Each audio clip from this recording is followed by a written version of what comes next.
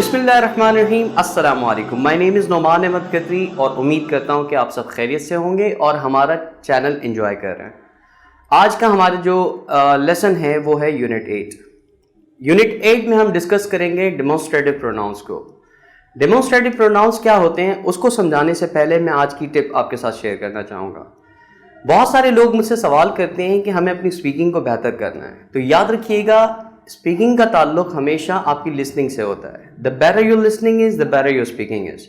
जितना अच्छी आपकी लिसनिंग होगी उतनी अच्छी आपकी स्पीकिंग होगी। इसी तरीके से अगर आप अपनी राइटिंग स्किल्स को इंप्रूव करना चाहते हैं तो फिर आपको रीडिंग पर तवज्जो देनी होगी, क्योंकि जिस तरह से रीडिंग का फॉर्मेट होगा आपको अंदाज़ा होगा कि रीड करने के बाद, पढ़ने के बाद कि अच्छा इस तरीके से लिखा जाता है, और आप जितना ज़्यादा पढ़ेंगे उतना ज़्यादा आपकी राइटिंग स्किल्स निखरेंगी। अब आते हैं आज के टॉपिक की तरफ। आज का हमारा टॉपिक है डेमोन्स्ट्रेटिव प्रोनाउंस का। डेमोन्स्ट्रेटिव प्रोनाउंस क्या होते हैं, हमने पिछले यूनिट में इसका थोड़ा सा तज़किरा किया था। दिस, दैट, दीज, दोज, ये चार चीज़ें जो हैं इनको हम डेमोन्स्ट्रेटिव प्रोनाउंस कहते हैं। देखते हैं इनका इस्तेमाल किस तरीके से होता है। देखिए, डेमोन्स्ट्रेटिव प्रोनाउंस को हमेशा आप किसी भी चीज़ को इंट्रोड्यूस करने के लिए या किसी चीज़ की तरफ इशारा करने के लिए आप इसका इस्तेमाल करते हैं। यहाँ पर डेफिनेशन लिखी हुई है, मैं पढ़ देता हूँ, क्योंकि पास्ट की हमारी कुछ वीडियोस के अंदर हमारे व्यूअर्स ने ये शिकायत की कि स्क्रीन पर लिखा हुआ हमें समझ में नहीं आता। अल्हम्दुलिल्लाह हमने उस मसले का हल भी ढूंढ लिया है और इंशाल्लाह अब आपकी ये शिकायत दूर हो जाएगी। जी, मैं पढ़ने जा रहा हूँ। We use demonstrative pronouns to introduce or point to a particular thing or person. When they are used before a noun to modify it, they become demonstrative adjectives. Demonstrative adjectives क्या होते हैं इसको हम बाद में डिस्कस करेंगे, अभी हम डेमोन्स्ट्रेटिव प्रोनाउंस की बात कर रहे हैं। तो हम जब किसी चीज़ की तरफ इशारा कर रहे हो या किसी चीज़ को इंट्रोड्यूस कर रहे हो तो हम क्या यूज़ करते हैं, डेमोन्स्ट्रेटिव प्रोनाउंस यूज़ करते हैं। थोड़ा सा रिकॉल कीजिए, हमने शुरू में बात की कि डेमोन्स्ट्रेटिव प्रोनाउंस क्या होते हैं। Demonstrative pronoun are this, that, these and those. ये चार चीज़ें डेमोन्स्ट्रेटिव प्रोनाउंस कहलाती हैं। आते हैं अपने पहले यूनिट की तरफ, पहले टॉपिक की तरफ। We use this for countable nouns, जिनको हम गिन सकते हो। गिनने से मुराद क्या है, जिनको आप नंबर्स दे सकते हो, यानी कि आप हाउ मेनी के जवाब के अंदर उसको बता सकते हो। How many 5, how many 7। तो जिन चीज़ों को आप काउंट कर सकते हो, नंबर्स दे सकते हो 5, 7, 9, 200, 1000, वो काउंटेबल नाउन्स कहलाते हैं। और उनके लिए आप क्या इस्तेमाल करते हैं, दिस इस्तेमाल करते हैं। इसी तरीके से हम अनकाउंटेबल नाउन के साथ भी दिस इस्तेमाल करते हैं। अब अनकाउंटेबल नाउन के साथ दिस किस तरह से इस्तेमाल होता है उसको हम एग्जांपल्स के अंदर डिस्कस करेंगे। Then we use it for near and present. जब कोई चीज नजदीक हो हमारे और हम उसकी बात करना चाह रहे हो तो हम क्या यूज करेंगे, दिस इस्तेमाल करेंगे। इसी तरह जब आप प्रेजेंट की बात कर रहे होंगे तो प्रेजेंट में आप क्या इस्तेमाल करते हैं, दिस इस्तेमाल करते हैं। ये देखिएगा, काउंटेबल नाउन्स की एग्जाम्पल्स और अनकाउंटेबल नाउन्स की examples. This is a blue car, ये एक ब्लू या नीली गाड़ी है। This isn't a blue car, मुझे उम्मीद है कि मुझे ये बताने की जरूरत नहीं है क्योंकि हमने बी वर्ड्स में डिस्कस किया है। जब कोई सिंगुलर नाउन होता है तो उसके लिए हम इज इस्तेमाल करते हैं। जब क्वेश्चन बनाना होगा तो उसको हम शुरू में लेकर आएंगे बी वर्ड को और हम कहेंगे is this a blue car. इसी तरीके से isn't this a blue car. फिर आप अनकाउंटेबल नाउन्स की तरफ आ जाएं। अब अनकाउंटेबल नाउन्स क्या होते हैं पहले ये समझ लीजिए। जिस तरह हमने बात की थी काउंटेबल नाउन्स को हम नंबर्स देते हैं, इसी तरह अनकाउंटेबल नाउन्स को नंबर नहीं दिया जा सकता। For example, if I give you some examples of uncountable nouns, they are water, confidence, beauty. ये सारे अनकाउंटेबल नाउन्स हैं। अब देखें ना, मैं ब्यूटी को नंबर दे सकता हूं, मैं किसी को ये नहीं कह सकता यार तुम्हारे अंदर 5 ब्यूटी है। ना मैं पानी को कह सकता हूं, हाँ पानी की बॉटल्स। अब बॉटल जो होगा, हमने क्या किया, अनकाउंटेबल नाउन को एक काउंटेबल चीज के अंदर लेकर आए तो वो एक काउंटेबल नाउन बन जाएगा कि देयर आर 5 बॉटल्स, या फिर this is a bottle of water. लेकिन अगर मैं पानी की बात करूंगा सिर्फ वाटर की तो ये अनकाउंटेबल है, इसके साथ अ भी नहीं लगेगा। जैसे मैं ये नहीं कहूंगा दिस इज अ वाटर, ठीक है, मैं क्या कहूंगा, दिस इज वाटर। ये देखिए, this is sugar in the jar, this isn't sugar in the jar. This is sugar in the jar क्या मतलब हो गया कि ये बर्नी के अंदर, ये जार के अंदर शुगर है, चीनी है। इसी तरीके से बर्नी के अंदर चीनी नहीं है, ये बर्नी, क्या ये बर्नी के अंदर चीनी है? इसी तरीके से क्या ये बर्नी के अंदर चीनी नहीं है? तो इस तरीके से हम दिस का इस्तेमाल करते हैं। दोबारा से रिकॉल करते हैं, singular noun, near and present, countable and uncountable both. Countable के लिए भी हम दिस इस्तेमाल करेंगे, अनकाउंटेबल के लिए भी हम दिस इस्तेमाल करेंगे। अब आपने क्या करना है, उम्मीद करता हूं कि जब आप ये वीडियोस देखते हैं तो उसके साथ एक अदद रजिस्टर और एक पेन अपने पास रखते हैं, और जो चीज़ें मैं आपको टिप्स के तौर पर बता रहा होता हूं या जो चीज़ें आपको अपनी याद दहानी के लिए रखनी होती हैं उनको आप नोट भी कर रहे हैं, क्योंकि नोट्स बनाना याद रखिएगा लेसन्स का बहुत अहम पार्ट होता है। अगर आप नोट्स नहीं बनाते तो क्या होता है, बहुत सारी ऐसी चीज़ें होती हैं जिसको आप मिस कर जाते हैं। देखते हैं इसके बाद हमारे पास नेक्स्ट डेमोन्स्ट्रेटिव प्रोनाउन क्या है, दैट। अब देखते हैं दैट किस तरह से काम करता है। We use that for countable nouns. Countable है तो सिंगुलर हो सकता है, प्लूरल भी हो सकता है, तो हम यहां पर दैट को किसके लिए इस्तेमाल करते हैं, सिंगुलर के लिए सिर्फ।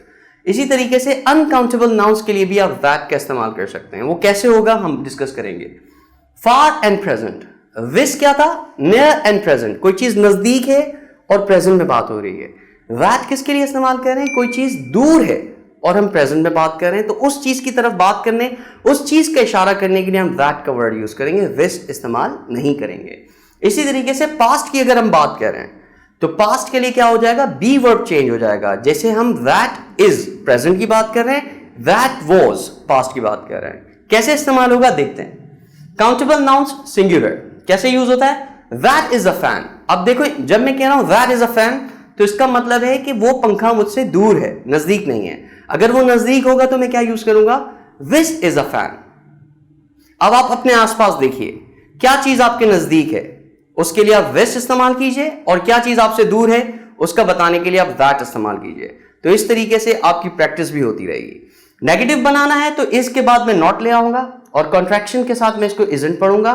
This isn't, sorry, that isn't a fan, is that a fan, isn't that a fan?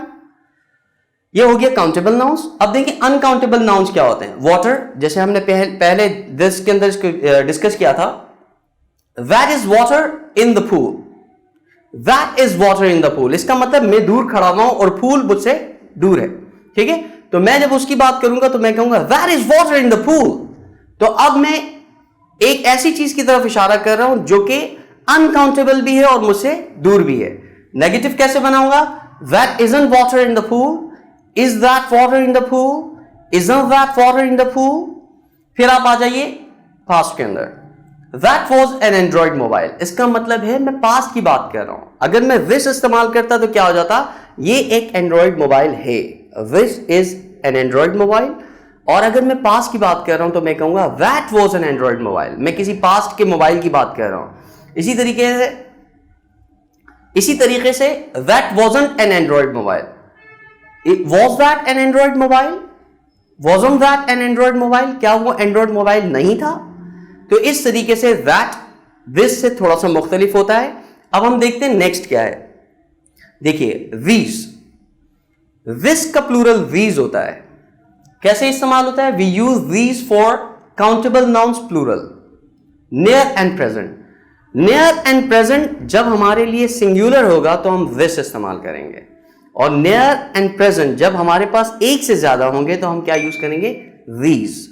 देखें कैसे यूज होता है, these are blue cars, उसमें क्या था, this is a blue car। अब यहां क्या है, these are blue cars, these aren't blue cars, are these blue cars, aren't these blue cars। तो इस तरीके से ये नीली गाड़ियां हैं, ये नीली गाड़ियां नहीं हैं, क्या ये नीली गाड़ियां हैं, क्या ये नीली गाड़ियां नहीं हैं। इस तरह से हम these का इस्तेमाल करते हैं। और फिर अगला टॉपिक जो हमारा लास्ट है वो क्या है, those। those किस तरह से यूज होता है, we use those for countable nouns plural। that इस्तेमाल होता था countable nouns singular के लिए, those इस्तेमाल हो रहा है काउंटेबल नाउन्स प्लूरल के लिए। यानी कि जिस तरह this का प्लूरल these होता है, इसी तरीके से that का प्लूरल क्या होता है, those। far and present, आप those का इस्तेमाल अगर ज्यादा चीजें हैं एक से और वो दूर हैं आपसे तो आप क्या इस्तेमाल करेंगे, आप this इस्तेमाल नहीं करेंगे, आप those इस्तेमाल करेंगे। इसी तरीके से अगर आप पास्ट की बात कर रहे हैं, एक होगा तो that इस्तेमाल करेंगे, एक से ज्यादा होंगे तो those इस्तेमाल करेंगे, ठीक है। यहां देखिए, those are blue cars, those aren't blue cars, are those blue cars, aren't those blue cars। ये नीली गाड़ियां हैं, ये नीली गाड़ियां नहीं हैं, क्या ये नीली गाड़ियां हैं? क्या ये, अच्छा ये देखें, कंफ्यूज हो गए ना आप? क्या बात हो रही थी हमारी कि हम दूर के लिए इस्तेमाल करते हैं। मैं जो यूज कर रहा हूं जुमला वो नजदीक के लिए। तो याद रखिएगा, जब आप नजदीक के लिए यूज करेंगे तो क्या होगा? these इस्तेमाल होगा। जब आप दूर का इशारा कर रहे होंगे तो जुमला किस तरह से ट्रांसलेट होगा? वो नीली गाड़ियां हैं। क्या वो नीली गाड़ियां हैं? इंटेरोगेटिव। वो नीली गाड़ियां नहीं हैं। क्या वो नीली गाड़ियां नहीं हैं? इसी तरीके से जब हम पास्ट के लिए बात कर रहे होंगे तो हम किस तरह से बात करेंगे? Those were blue cars. वो नीली गाड़ियां थीं। एक होगी तो हम क्या कहेंगे? That was a blue car. एक से ज्यादा है तो हम क्या कहेंगे? Those were blue cars. ये वर हमें बता रहा है कि हम पास्ट का जुमला बना रहे हैं। इस वर की मदद से हमें पता चल रहा है कि जुमले के अंदर हम पास्ट के अंदर जो चीज थी उसकी बात कर रहे हैं। इसी तरीके से those weren't blue cars. वो नीली गाड़ियां नहीं थी। Were those blue cars? क्या वो नीली गाड़ियां थीं? Weren't those blue cars? क्या वो नीली गाड़ियां नहीं थी? इस तरीके से हम डेमोस्ट्रेटिव एडजेक्टिव्स का भी इस्तेमाल करते हैं, लेकिन डेमोस्ट्रेटिव प्रोनाउंस से वो मुख्तलिफ होती हैं। कैसे होती हैं देखें, यहां देखिए, डेमोस्ट्रेटिव प्रोनाउंस हमेशा अपने नाउन से दूर होते हैं।